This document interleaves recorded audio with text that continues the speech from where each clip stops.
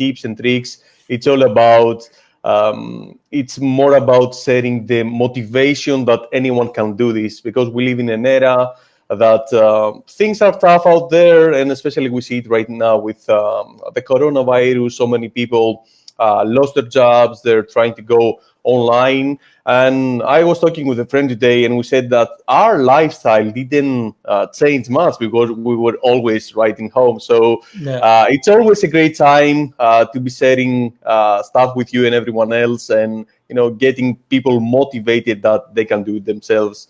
So I think that everybody has their story. My story goes like this. I'm a typical Greek guy coming from a family where everyone said that, hey, you need to grow up, go to school, get good grades, finish school. You have to go to the army, because we have to go to the army here for a year. Such a waste of time. Anyway. I didn't know that in Greece. Okay. I know Israel you got to do it. In Italy, I believe Italy you got to do it too, but I didn't know about Greece. Okay, interesting. Same in Greece. Anyway, total waste of time. But okay, get to college, get done with complete the army, and then find a good job. Right. And get some good money. And when you're 65, you can finally enjoy life. And I'm like, what the fuck is right with that? What the fuck is it's funny about that? Like, I have to spend all my 65 years of life, if I'm lucky enough to live up till I'm 65, and then I can enjoy life. So it's Greek people are really good people. They will try to give you everything, but their mindset is really narrow-minded. And But you know what? That's also I've noticed it's the American mindset too. Is that you're supposed to go to school, get a job, work your ass off, and then retire with your 401k when you're 65 years old. And then you can travel the country in an RV and then, enjoy it when you have no energy and you can barely walk. And well, it's different nowadays with everything that we have available, but you get the idea, right? Man, it's like crazy, honestly, because I've traveled so much. I saw that. I thought it was a Greek thing, but I realized it's a worldwide thing. Like, it's what the society wants you to do. And if you are, as a person, as a personality, as whatever, you have, that little bug inside your ass, that little bug inside your stomach, that little itch. Like, you want to do more. You want to do more. So I think that everything starts from there. So the whole thing was that I studied to be an accountant, and I worked as, 7 years, I think, as an assistant accountant, and I hated every minute. Like, everybody was mistreating me. I was doing a million other jobs, like, except being an accountant, like, go get me a sandwich, go buy me some cigarettes, do some photocopying. And I was like, I studied to be an accountant. Why do I go and get you a sandwich? And that was the point where I said in my life, you know what, I deserve better things. So I literally went 10 years ago. I remember it was Christmas 2009, and I was working in 9 to 5, which I really, really hated as an assistant accountant. And I literally typed in "make money online." That's one of the best keywords you're targeting. Yes. It sounds a little bit cheeky. I don't know what's the right English word. I did it at one point too. So yeah.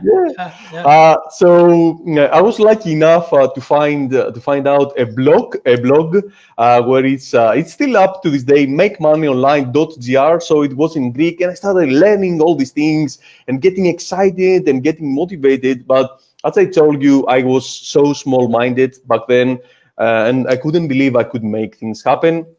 But I had that itch, I had that bug. So I started reading a lot about affiliate marketing, forum marketing, article marketing up in the day. And honestly, my first dollars ever was I made $4 from writing an article on Fiverr. So... That's crazy, dude. Really? I didn't know that. Okay, so this is why I love these conversations. Go ahead. All right, so what happened?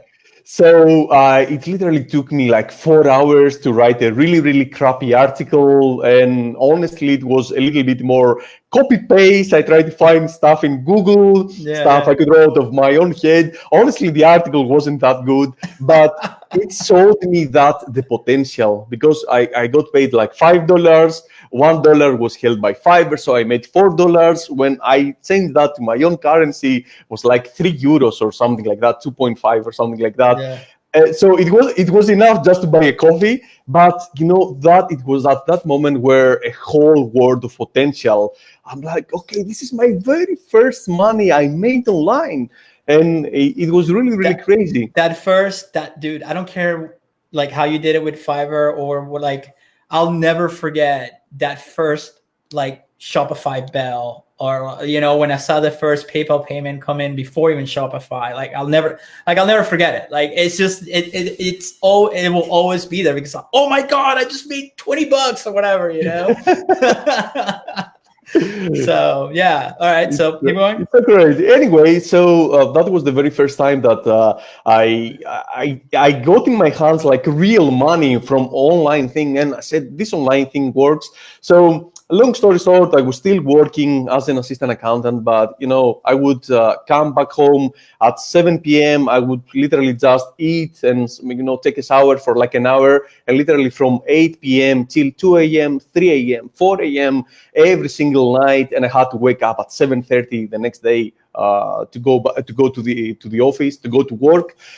So I did that for I think almost 2 years, and I started making some money on the side, writing some articles. Then I bought a service. I bought someone's account on Fiverr where he said that I will tweet your ad to my 13,000 followers on Twitter for $5. So I started making like $80 per month and $150 per month. I think my highest was like $600, and I was working a 9 to 5 and I was making like $900 per month. And I'm like, crazy. Dude, this thing is getting real. So I don't want to work anymore into this accounting thing. I want to quit accounting. So I literally typed in to see what happens in internet marketing in Greece. So I typed in Greek internet marketing, and without me knowing it, there is a company which is still to this day, which was one of my very first mentors, which is GreekInternetMarketing.com. And it was a guy 2 years older than me, which was really passionate about marketing. So I reached out and I said, hey, dude, my name is Dimitris. Oh, no, I lost you for a second there. Come back. I'm earning some money. There you are. You're back. Go ahead. There was like a little drop in the connection. Go ahead. So I reached out to the guy from GreekInternetMarketing.com. I said, dude, I'm just started out with internet marketing. I started building my own shit. I make a little bit money here and there, nothing crazy, nothing consistent, but I want to learn more. So I started writing articles for him. I started going into forums and pretending, to be that user that is really interested in shit. Yeah. I started writing, all these blog posts and etc. So I started making money. And then at some point, not crazy money, but it was enough for me, like $500 or $600 per month. So it was enough for me to say, you know what, I want to quit my job and go in full time on this. But still, my mindset was really, really narrow. So I said, you know what, I'm not getting paid enough. I'm only making like $200-300. So some months, I was making $600, some months $300. So I said, you know what, I want to go somewhere where someone is paying me real money and is paying me as a salary. And I went to the second largest agency in Greece, and I wouldn't say that was a mistake. It was a mistake in terms of like salary, because at the time I started expanding myself and started making money online. I said, oh, no, you know what? I want to back the security of a job. And although I was making a little bit more, I think at that point was like 1,100 or 1,200. I still had to be on a job. I still had to be on a job where it wasn't really that disturbing, or not someone was telling me like, go buy me a sandwich or something like that. But I was still down to a job. I was still down to a, not even 9 to 5, 9 to 7, 9 to 7:30, like working for someone else. People always say 9 to 5, but from experience back in the day, and from what I see other people that I know, it's more like 7 a.m. to 8 p.m., 9 p.m. nowadays, and you get to pay the same. So true, bro.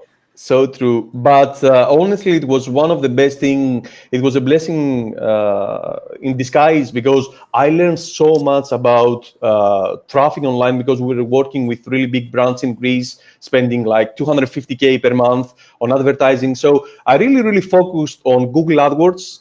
Facebook ads was a thing, but it wasn't as big as they are today. We are talking now back in 2012, 2013, and then That I was still started. that was still the gold rush, though, man. That was Yeah, the yeah, yeah. tail end of the Facebook ads gold rush, though. Yeah, True, but true, true. So I started learning a lot about Google Ads. I started learning a lot more about Google Analytics, and I realized that analytics may not be sexy as we say Facebook advertising or YouTube or YouTube ads or I don't know Instagram, but I realized that this is where the money is late. And literally, one thing that really changed my whole aspect, and I decided because it's a really, really long story, but one thing that really changed the aspect of me, quitting that job as well and going on this full time and never looking back is networking. Is literally because I know that you had Don Wilson in a previous podcast. Don was one of the very first people that I started following online, and I started believing that this thing is real, man. This thing, although I have made money online, I still my narrow mindset couldn't believe that this could be, you could go full time and you can make money for yourself and you can, go ahead and serve your family. So I started networking with people. I started being around groups, etc., etc. And well, let the me ask you something. So when you Mhm. said I had an episode about this with somebody else about networking. So the way I did it, it was obviously like groups, in forums and Facebook. And then I went to a few conferences, and that's how I met a lot of the people that I know, and from those people, I mean, those are relationships that are still friends. It's a different thing when you meet in person. So we've done things together. We talk all the time. We still have those relationships. I have access to the whole network now. You know what I mean? It's like, hey, do you know somebody you can send me that can do this? And boom, yeah, Mhm. sure. So that makes a huge difference. So how did you start the networking? Because you're in Greece. So, Yeah. it's like, I don't know how many marketers are in Greece but I mean, for what I see, most of the people are on this side of the world. So how did you get how did you start networking? How did you find the people that you wanted to connect with? So I started following like people online literally by typing keywords like digital marketing, USA, because it wasn't a thing like in Greece. Literally, even nowadays, maybe there are, I don't know, at least that I'm aware of. Maybe I have like 3 or 4 friends that are into the digital marketing world and e-commerce and shit like that. Mhm. But imagine like even in 2012, 2013. I was the only guy, and with Charles, like the other guy with Greek Internet Marketing, like there weren't many people around. So I said, you know what?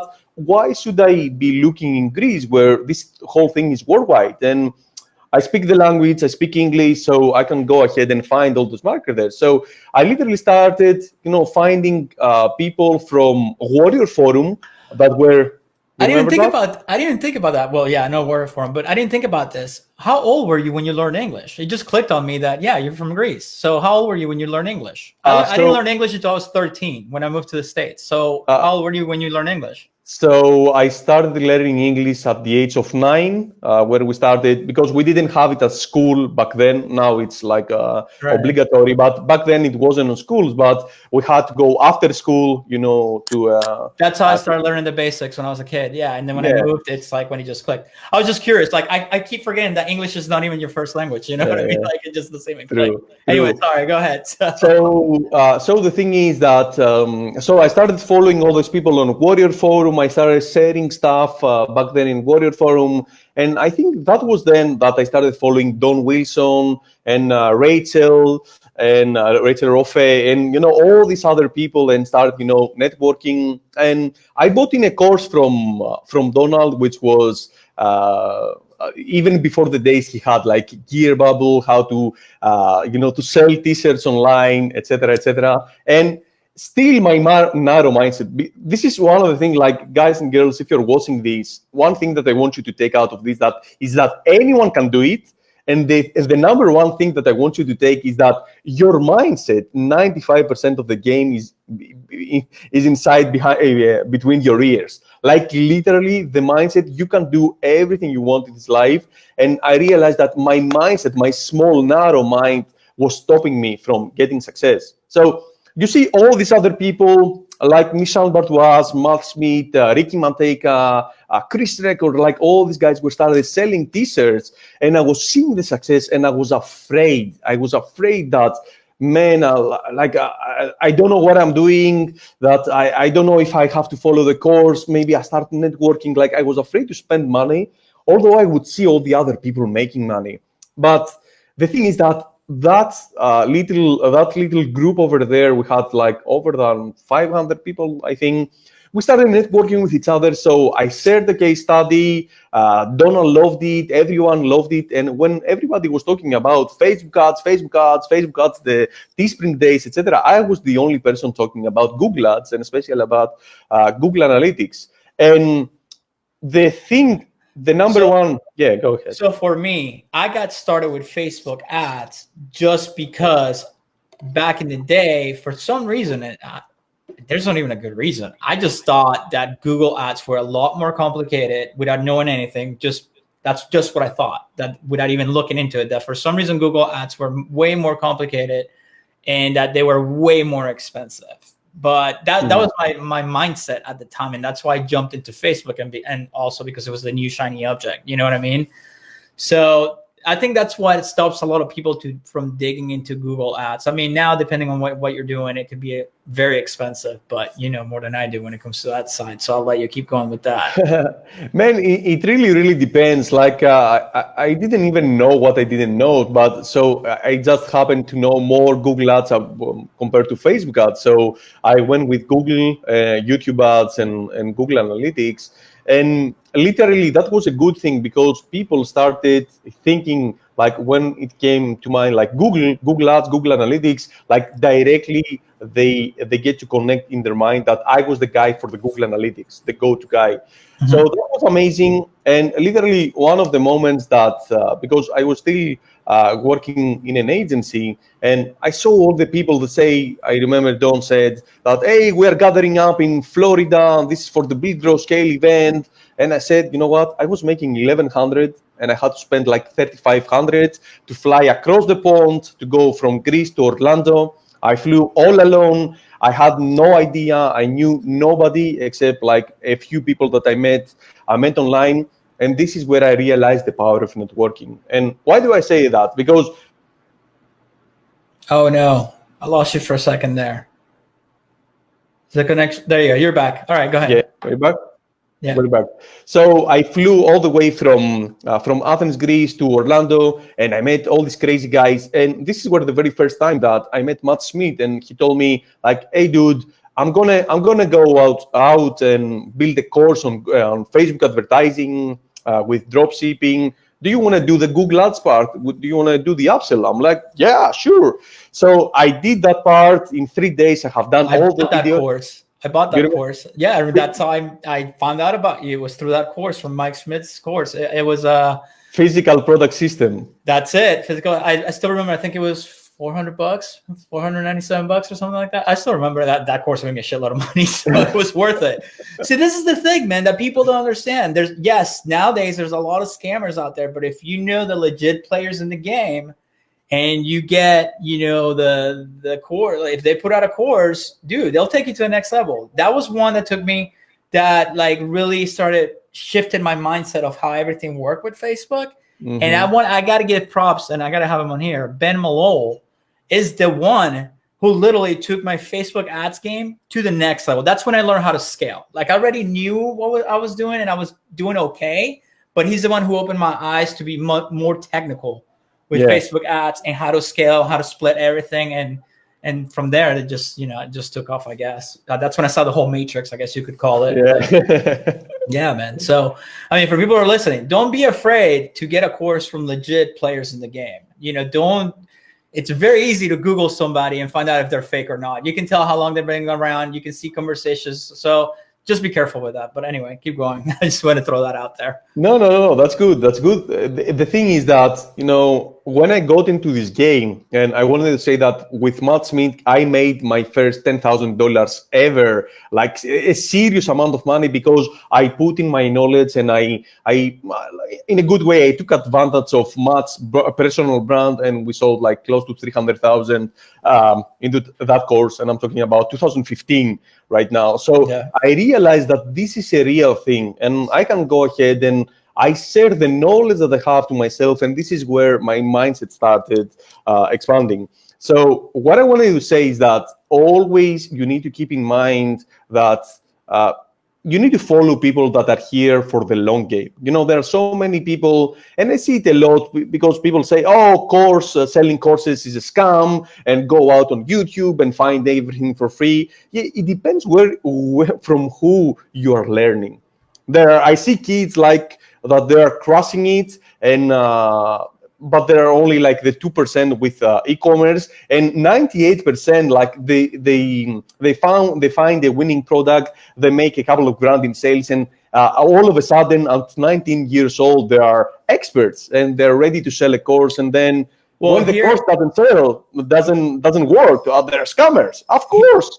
Here's what drives me nuts. So, especially since I launched this whole YouTube thing. So I see the whole, everybody always shows the Shopify screenshots.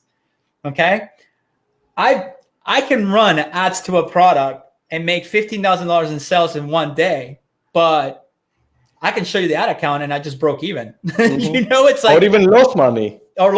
Absolutely. So I make a point in my YouTube channel to show my ads dashboard and the numbers. Yes, I hide the client names, so my names for my own stuff, but I show the numbers themselves so people get a graph like, here's the numbers, dude. These are the real numbers. Like I can show you Shopify screens or store screens all day long with tons of sales. It's like that's what people miss. They get all blinded by the big numbers and they're not looking like at the details. And if you go on a lot of these channels, you see who's real and who's not, because they will never, ever show you their ads dashboard.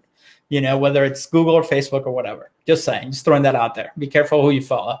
Anyway, so go ahead. This is the thing, bro, that always like one of the things that when I came online, I said, it's in my character because I love helping people, but also, I don't want to lie to people. And right. I realized that people go a lot with the people who sell them the dream. I see, and here I am, like making good money, but nowhere near where I would want to be, or nowhere near where I think it's in my potential. And I don't say that in an egoistic way. And I see other people making like 6-7 figures, and I realize that, dude, what you're saying, you're showing half the truth. So I've always liked to be honest with people, and people don't like honesty. They don't like it. They say they want it, but they don't like it because this is a real business model. It takes I cannot count even how many times I failed. I've lost money with business models. More times, like 9 out of 10 times, the product will fail. 9 out of 10 times. Yeah. Exactly as you said, bro, like there are many times that I can show you screenshots or people who reach out to me, and now they don't reach out to me anymore so much, because they know that I'll come clean and tell you like, hey, dude, like stop playing with us. Like, don't tell us that you made $1 million when you spent like 1.1 in ads. Like, fuck me. So it's really easy. Like, revenue doesn't say shit. And if you look at previous posts that I have made, revenue doesn't change it. This is what profit is, what keeps the business going. And honestly, when you go out there and follow legit people, you know that this is a real business model, and not only about e-commerce, like every business model, affiliate marketing, Amazon, Instagram, whatever that is. I live in South Florida. I can literally rent a Lambo for $500 a day, just drive down the beach that's down the road from me, and take a few pictures or do a quick video and just lie and just show you a couple of my Shopify screenshots and that's it. That's like, for some reason, people are blinded by that. It's like you said, man, it's the dream, and it still works to this day, but I'm the same as you. I refuse to do that. And like, if you look at everything that I've done, I'm just like, here's what I do. Here's how I do it. If you like it, great. If you don't, no, that's it, whatever. And then if I do a program or something one day, I'm not going to go that route. I'm not, I don't care. You know what I mean? Yep. I agree, bro. So thank God for us. Like there are the people who have the same mindset as us and want to work with us because they understand that this is a real business model and understand that because I always focused on Google Analytics and conversion rate optimization, I've worked with over 100 people in the past 5 years, one-on-one, helping them scale to 7 and 8 figures without spending any extra money. Like literally showing things how you can increase the number of customers that they're buying from you or the number of the average order value, the cart, like how much money, how much more money you can make out of the same people because you need to optimize your whole funnel. And thank God, like all the people who I work with and all the people who follow my trainings, and I also like twice per year I do this high ticket mastermind in Greece where people from all over the world they come and we share some like great value in beautiful villas in Greece. They understand that this is a real business model, and after a point you don't even need to work on your front end, but you need to work more on your back end. You need to find more your optimization tips and tricks. You need to work more on your systems, your standard operating procedures, all your processes, your team building, trying to find things how you can make more money out of merchant fees. Like then it starts becoming how to deal more with taxes. Like these are Yes. stuff that, bro, I had to learn not the wrong way, the hard way. I didn't know Taxes. shit. I didn't know shit about that. I made, this is why I'm saying I made so many mistakes, and Listen, even this past year. listen, man. My first business was brick and mortar, so I already knew taxes. I knew all that stuff. But when I started making money online, I was like, well, you don't charge taxes, so I don't have to pay taxes. Like, I just thought it's like whatever. And then, I got that huge tax bill. It's like, well, when you sell on the state that you're in, you have to charge tax. Yep. I'm like, I didn't know that. I thought online there was no tax, and that was a huge bill. That was a nightmare. I'll never forget that. But you live and learn, man. Live and learn. That's all I got to say. But all right, so we got all that. We're in the same page. So let's get to the good stuff that people want to hear too. Analytics. I went through those multiple courses, so I've seen all the videos, and I know a lot of I learn a lot, just from watching like how to go to the different levels of analytics to see like, what device, what software, regions and all that stuff. So why don't you give the people who are listening right now or watching, what's like your overall strategy of what you're looking at when you go on Google Analytics to really bring your whatever it is that you're selling to the next level.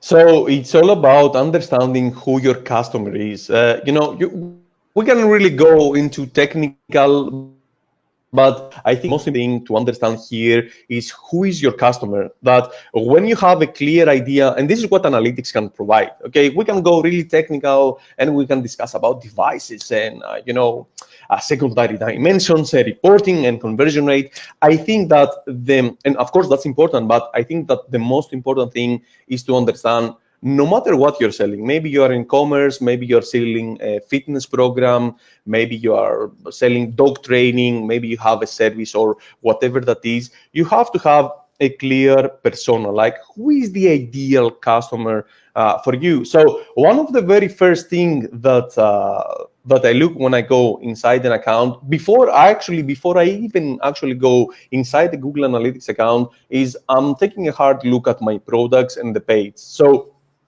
majority of the people who do drop shipping, they go and follow the typical route of like, okay, general store. I start selling yoga pants, then I sell some toys for kids, and then I sell some shoes, and then I sell a drone, and then I sell whatever that is. So there, it's really difficult to understand, to craft a persona, because you're literally selling to anyone and everyone. And you can have some sort of success, but overall, what I'm seeing with the general dropshipping stores is that like they do a pick like this, and then they go like really, really hard on the ground. So it doesn't last. I think that a better strategy is to go something that I learned from Nick Peroni, and he was talking about what's the right word in English? I totally forget. About the hybrid model. So about having, let's say, instead of having, you can either go on the niche store where, okay, I'm selling something about fishing, and fishing only that is, and I'm selling fishing rods, and I'm selling baits, and I'm selling t-shirts, and whatever that is. Or you can go into the general store route. I would go, Nick Peroni taught me something about having the hybrid model. And the hybrid model can be something about outdoors, hobbies. So you could sell something about fishing, something about hiking, something about running, something about, I don't know, hunting. All right. And Right. this is where you get to better understand your customers, because all of them, they have, let's say, a common range of characteristics. So for example, let's say that we're targeting United States. Mainly we want to target male, okay? Mainly we want to target people who are like over 35 to 65, let's say. So that are some common characteristics, okay, demographics. But then we want to go more into psychographics. And what I mean by psychographics, we want, and this is what not something that analytics will provide you, but you get to understand, like, okay, who is buying my set? Okay, probably they are married and they have like 2 kids, and maybe they have an RV, and with the RV they take the fishing boat and they go every weekend to the lake, Tahoe or whatever, to go out for fishing. Okay, and then you get more into the psychographics. Okay, why do they do it? To relax, spend time away from the daily life, from problems. Okay, what type of products are they buying? Okay, maybe if they are into fishing, they would love like this type of product and a fishing rod and this type of thing. And so you do a whole analysis, and I try to keep that short, but overall, this could be something that it will take you maybe a full day to go ahead and start crafting ideas. Because the more you understand the people, it's like you're speaking in their own language. All right. So after you get to do this exercise, you get to see, you go more into the technical. And when you go more into the technical, then you realize, all right, so do my customers or my potential customers, do they use more their desktop computer, excuse me, their desktop computer or their mobile phone? Let's say that they use more than mobile phone. All right, perfect. When they use their mobile phone, do they use more Android devices or iOS devices? Okay, iOS devices, perfect. So if I go more into the iOS devices, what type of device they use more? And then you get down to the nitty gritty. And this is where you realize, for example, that, all right, I see that Apple iPhone 6, for example, is working this much for this specific category of product. But if I go on the Apple iPhone X Pro, whatever, 11 Pro, I don't even know the models, is working twice as much. So maybe it's a better idea, depending on my data, to go ahead at that route, to go ahead in that strategy. Or, for example, another strategy could be, and of course you can combine the strategies. You see, all right, perfect, I'm selling to the United States, but every region is different. You see that, okay, and you can say that, man, I'm killing it in California, but in Colorado, not so much. So maybe instead of targeting the whole United States and people who love fishing, maybe I could go ahead and targeting specifically California. Or even if you have enough data, like instead of targeting California, maybe I could target Los Angeles separately and San Diego separately and Santa Clara or whatever other cities. So you start realizing the more you deep dive into the account, Google Analytics try to make it easy for you and realize that, okay, who is buying from you? What are they buying? What type of products are they buying? Does it make sense to move into more higher ticket products, or does it make sense to go into more people who are buying the, I don't know, the $10 bait? Where do I make more money? Then you start realizing that, okay, what are my profit margins? Like, does it make sense to go ahead and go with a $10 bait, or I can go ahead and focus mainly on fishing rods, where a fishing rod, if people are serious and dedicated, maybe they can spend $500. And when they spend $500, maybe your profit margin is $150, $200. So you start realizing that, okay, where can I make more money? Because I'm already spending shit ton of traffic. I'm already sending shit ton of traffic. I'm already spending a lot of money into traffic. And then the last stage is start seeing how you can increase your conversion rate and how you can increase your average order value. Then you start thinking into bundles. Then you start thinking into discounts, into offers. Okay, what type of products they go really, really well with each other? So when you dig into an account, like for example, when I look at analytics and I'm looking at the data of the audiences that are, when you go into analytics and you see like the audience tab, like who, whatever the demographics, I feel like they're very generic, right? So how do you use that information to your advantage for, let's say, a lot of people who are watching this, they do Facebook ads. So how would you use that to your advantage with Facebook ads? Do you start mixing your interest for like food, people who eat out? Because I see a lot of generic stuff there. Or is it just that I'm just not digging deep enough myself? No, so this is where it gets really, really interesting, because when you look at it, it seems like, honestly, yes, it seems like really generic. So, okay, 18 to 24 years old by this month, so what? Or I get more male people than female, so what? I'm selling like guns or whatever. The whole clue, where it gets really, really interesting is when you get to combine the data. So, for example, you can get to combine the data, like who is buying in terms of like what age, plus in what, either they're male or female. So when you get to realize, okay, that I'm targeting more male that are 25, 34, okay, what mobile device are they using? Okay, how many times do they get on my website? What is the conversion rate? What is the bounce rate? What is the average time on site? So when you get, what I'm trying to say is that alone the data don't mean shit. But when you get to combine all the data, you get a better picture. And someone will come ahead, because I had similar conversation in podcasts and interviews and shit like that. And someone will say that, hey, dude, like the Facebook algorithm, I tried that and it didn't work really well, because overall, Facebook ads is like, they need like big audiences. And this is so right now, as of April 2020, broad audiences are working really well. I've actually have accounts running on wide open, wide open, not even targeting, just wide open. And it's working really well. But when I scale a product, when I know it's the end of the lifetime for that product, because there's products out there that are evergreen, they will always get sales. But there's other products that at one point they just become exhausted, because you saturate the market, or other people are selling it or whatever. That's when I start dissecting everything. Okay, what's my OS? What's my software on the phone? What's the phone model? What are the states that it's selling? What are the countries, the states, the regions? That's when I start trimming. I call it trimming out the fat, because it's at the end. And so, yes, your costs are going to go up, but you already exhausted that whole audience up front. And that's when I personally, that's when I do it. So that's where people are telling you, well, if I cut up front right from the beginning, then my costs are going to go up. Is that what they're telling you? So yeah, this is somewhat true, because like the way that I work and the way that I try to work with other people is not with a general drop shipping mentality. Okay, let me find a winning product, let's scale that shit out of it like for 2, 3, 4 weeks, and then okay, it dies. Okay, for me, I prefer to have like literally 3 to 5 products that I know that they can go work really well, and I can treat them as a brand, even if I'm not.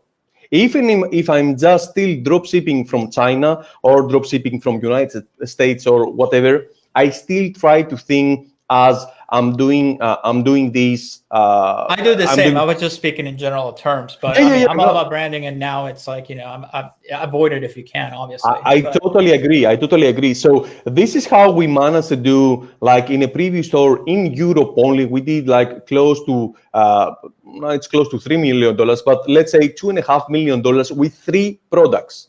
3 products, and we were able to squeeze a winner for over 2 years. How did we do that? Because we really started thinking about the product and started thinking not as a winning product.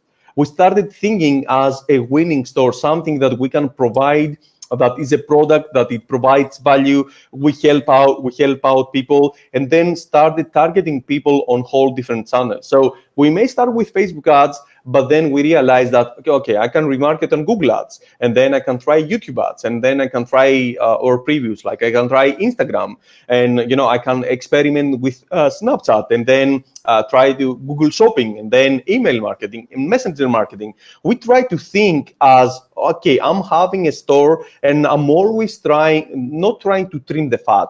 I'm always trying to identify which are my audiences. And there are many times that we'll go ahead and start thinking on a very different way about, okay, so for example, someone who is really into fishing, okay, they will like all the brands that are related to fishing products, fishing rods, fishing whatever. I don't know, I'm not into fishing, but I get what you're saying.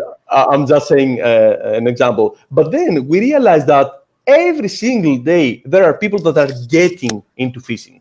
So they have no idea about specific brands. So for example, to put it in our own terms, okay, we are both into digital marketing, all right? So we both know, for example, who Ryan Dice is, okay? But every single day, or Frank Kern, but every single day, there are people all around the world that get into the digital marketing and they have no idea who Ryan Dice is or Frank Kern is, okay? Yeah. So how we can target those people because they have no idea who Ryan Dice is, we try to go a little bit broader. And we try to go ahead and start thinking, craft different types of personas. Okay, who are these people? They have no idea who these guys that I mentioned are, but they are getting into our world. So maybe they are familiar with e-commerce overall, or maybe with the term dropshipping, or maybe the term online business, or make money online, or work from home. So you see what I'm saying? I try to translate this as trying to craft different personas, because not every person is the same, and start hitting people that maybe they never wanted to go ahead fishing, but they saw a really nice ad and said, oh, dude, that sounds interesting. So basically what you're saying is you're building multiple customer avatars that you can target with all the data that you're getting on the back end. That's interesting because the way I do it is I build a customer avatar up front, right? And take my time doing the research and the interest and all that stuff. But this is all on the Facebook side of things.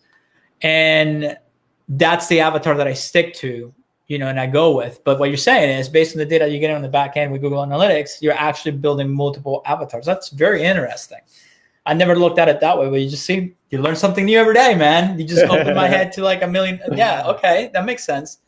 So what you do is you build a different customer avatars, and based on those avatars, that's how you change your marketing strategy. I mean, you can even, now I'm thinking you can probably build multiple landing pages if you're using funnels for each different customer avatar and change that message. Think about it like this, brother. Think about it. Okay, let's say that you have a store that is absolutely killing it. You're absolutely destroying it. What's a very, very good conversion rate? Let's say 5%? I say anywhere between 3 to 5, yeah. Okay, let's say 5%, let's say 7%, 8%. I'll tell you 10%, which is a little bit, you cannot hit that 10%. Okay, even if you have an amazing conversion rate at 10%, and you're pretty much thinking about your whole strategy and you're targeting the right avatar and the right persona, etc., what happens is that you still get 90% of the people that they will never buy from you. Right. So I started thinking, instead of focusing on the 5% or 7 or 10 or 8% or whatever that is, I try to focus on the other 95% which they didn't buy from me. And I started thinking, okay, why they didn't buy from me? Like, I think I did a really, really good job at targeting. I think that my overall CPA was really, really nice. I'm profitable. I think that my CTR, and then we go a little bit technical, but I think all my stats, my CTR, my CPM, like everything is really, really nice. Why did 95% didn't buy from me? So that's a really, really nice exercise that I always like to do in my brain. And of course, you will never get 100% or even 80%. No, it still drives me nuts. So everybody who's a newbie, trust me, it's going to drive you nuts for as long as you do this. It's like, oh my God, all these add to carts and like so many drop add to carts. Like, how can I fix this? You know what I mean? But the reality is people just add to their, some people add to their carts and just leave it there, or. So what can we do? So this is what drives me nuts as well. And I see it as, as a user, and I see it as a professional in the field. So what can I do? Because all these people, they added to cart, they initiated the checkout, they abandoned the cart, like I have their information. So even, for me, I like to experience things firsthand. So this is what I did like literally 2-3 weeks ago. We have a local store in Greece that we do cash on delivery. And I realized that we had like 10 abandoned checkouts. So I had all the information, and then at the last step, they didn't complete. So I get to call them locally here, speaking Greek. And if I remember the stats correctly, like 2 people didn't pick up at all. One person picked up and he said, I'm not interested anymore. Another lady said, I have no idea. I think that my mom did the order for me. I have no idea, etc., etc. I'll call you back. One guy picked up and he said, oh, yeah, I'm interested, but I was in work. Call me in an hour and I'll do it with you over the phone. I called him again. He never picked up. And I had like 4 people out of 10. He said, yeah, I was really, really interested, and I couldn't complete the order. And I'm like, okay, we can do the order by phone. So it was something like $200, $250, not something crazy. I think it was $200 out of those. It wasn't like the crazy amount of money, but I realized that we had a problem into the actual add to cart. So people who were using their mobile phone and started using Safari, they couldn't complete the purchase. So I'm like, all right, what did I learn? I learned that first of all, I had the problem that I had to fix, but I learned that are a lot of people that are getting distracted, that there are a lot of people that, they needed that final push. So even if I get on the phone and I spend like 20 minutes on the phone and I made like for my store $200, is that crazy money? No, it's not. But I learned that some of the people, they need to realize that behind the store, behind the faceless store, there are actually human beings. Someone called me. So I got 4 sales out of a store where we're not running like crazy amount of traffic. Like maybe we do like $600-700 per day. It's not crazy, Greek local store, but it's money. So I'm like, okay, we are talking about abandoned carts, we are talking about email, we are talking about text messages. Okay, we are talking about even calling people on the phone. So whatever I need to do in order to turn all these add to carts, the abandoned carts, into customers, I'll do it. So yeah, man, you got to do it. I've done that before. I call people. It's like, oh, just curiosity. Like, why didn't you pull the trigger or whatever? It's like, oh, I went to ask my brother if he wanted one too. Oh, maybe I should add quantity breaks. It's like you'll find stuff like that. And then that's my first go-to when I see like a high add to cart radius to comparative purchases. It's like, check the whole store. Something's off. Something technical might be off. But yeah, man. So that's I love it. You got to dig into everything, and you got to figure out the other thing I was going to ask you. And I know we don't have that much time left, but how did you get into the whole speaking circuit? So that was from networking. Is that how it happened? Like somebody just invited you to the first conference, and then you just started doing the speaking all over the place? So yeah, it was really interesting because like after I went to Florida to that event and to meet all the guys, Don Wilson and Matt and Nishant, etc. Making a mastermind, was hosting a mastermind like 3-4 years ago in Mexico, and the cost to attend was $5,000. Long story short, my wife was pregnant at the time, but we didn't know. So I flew all the way from Greece to Mexico, a small, really, really small mastermind with high ticket, people only. And then, you could hear numbers, everyone attending like $500,000, $200,000, $2 million per year. I'm like, guys, please don't laugh. But I made the whole year $14,000. That's it.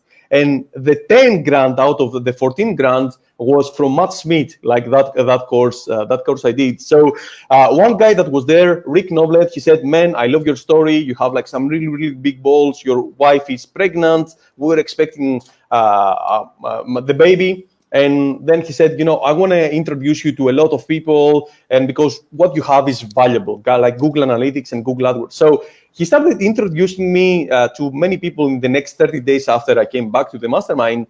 And one of the guys was Thomas Barke, and we started hitting it off, and we started bringing some really, really good numbers for his store. So he said, hey, dude, like I'm doing an event in Los Angeles. It's going to be in August 2016, like literally 4 years ago. And do you want to share your story? Like it's going to be a small event, 60 people.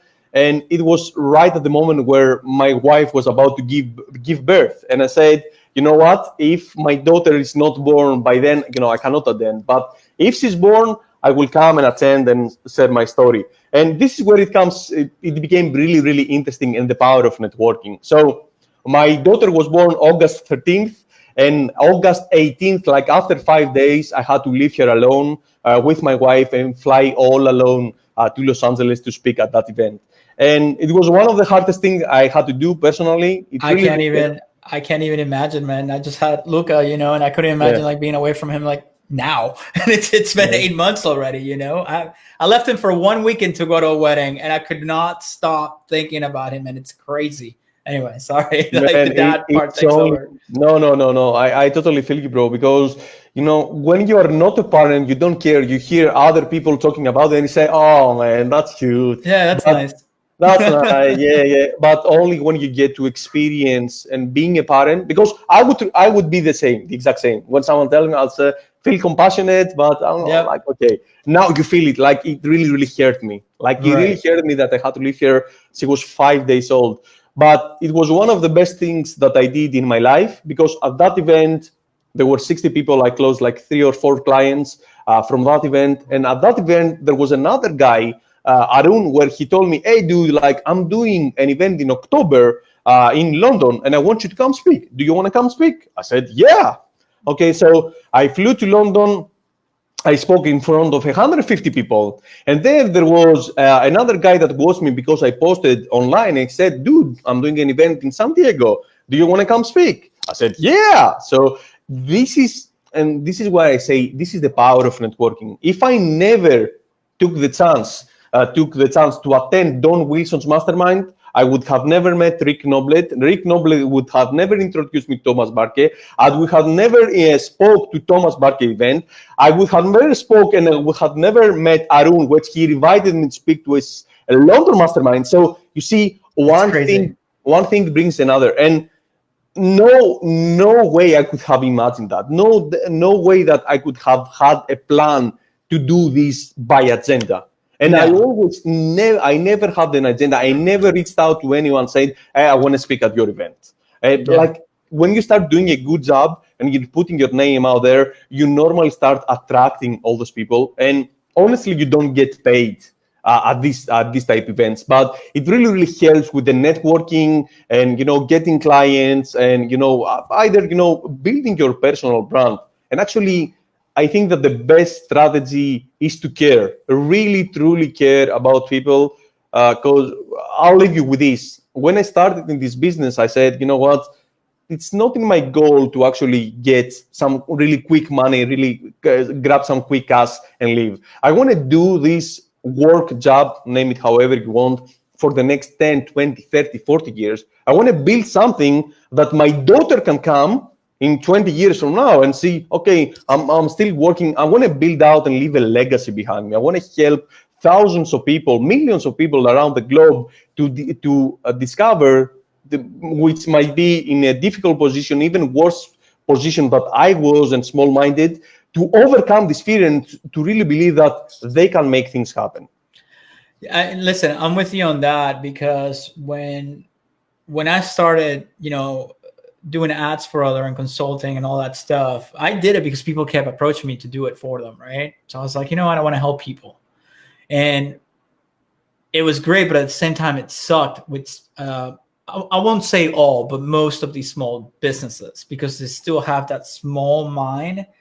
And listen, like, when we're not getting you the results that we want, or there's stuff out of our control, like Facebook updates or what, stores breaking, or you're not listening to me when I tell you have to make changes on your end, we feel it too, man. It's stressful. I treat your money like it's my own money. And when I don't see those returns that I want, trust me, it drives me absolutely insane. So that's the difference between people who care and people who don't. It's I'm the type of person that I treat everyone's money like my own, and I watch those ads like a hawk, man. So, I mean, now I'm I have the luxury of being very selective who I work with. So it's like established brands, established products. So it makes my life a lot easier. But for those of the people that are trying to make a name for themselves or get those clients that they're probably listening to this right now, they're starting consulting or agency or whatever. I know how stressful it can be, but you really have that. You got to have that talk with everybody and set the expectations, because if not, you're gonna go crazy. So true, brother. Yeah. All right. Well, with that, man, thank you so much for running out of time. So I want to say thank you so much for doing this, man. I enjoyed talking to you. I haven't talked to you in a while. So, and where can people find you? Everything that you got. I'm gonna put everything in all the links that you got in the comments. But why don't we tell people where they can find you, courses, all that good stuff? Man, I'm always around online, so even on my personal Facebook profile, Dimitris Skiadas, or on Instagram, same thing, Dimitris.Skiadas, and you'll get into my world, you'll get into my you want to know more about me. There you go. All right, Dimitris, thank you so very much, man, and till the next episode, hopefully, and I hope everything goes well, and I'll see you next time, man.